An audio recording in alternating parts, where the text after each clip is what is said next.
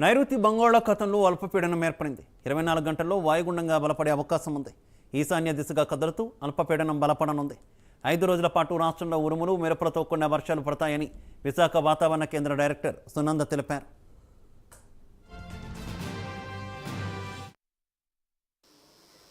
ఈరోజు తమిళనాడు పరిసర ప్రాంతంలో నైరుతి బంగాళాఖాతంలో ఉపరితల ఆవర్తనం ఉంది.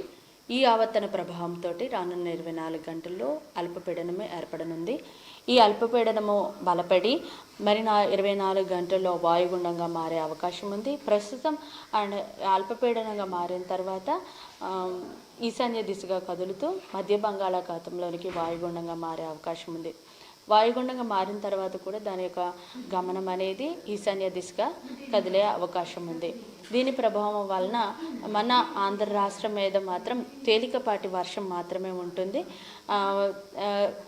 ఎప్పుడైతే పొడి వాతావరణం ఉంటుందో మనకి టెంపరేచర్స్ మళ్ళీ గ్రాడ్యువల్గా పెరుగుతాయి. ఇప్పటి వరకు కూడా 37, 38 అలా టెంపరేచర్స్ రికార్డ్ అయిన పరిస్థితులు ఉన్న మన ఆంధ్ర రాష్ట్రంలో మరి 2 రోజుల్లో ఏంటంటే టెంపరేచర్స్ పెరుగుతాయి. ఈవెన్ మోర్ దెన్ 40కి అరౌండ్ వచ్చే అవకాశాలు కూడా ఉన్నాయి.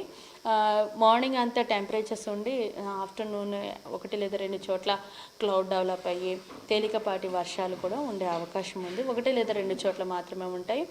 ఎక్కడైతే ఈ యొక్క క్లౌడ్ డెవలప్ అయ్యి ఉరుములు మెరుపులతో కూడినటువంటి జల్లులు ఉంటాయో అక్కడ మాత్రమే ఈదురుగాలులు ఉంటాయి.